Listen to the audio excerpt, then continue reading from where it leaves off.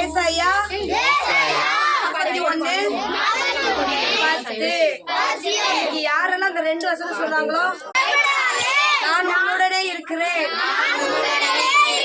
பயப்படாதே.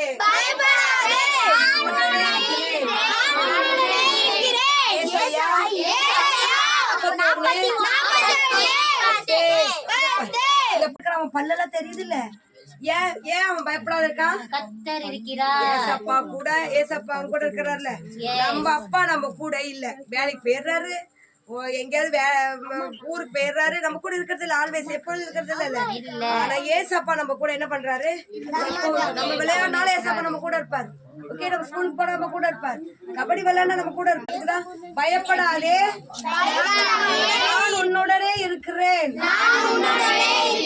ஏசாயா 51:10.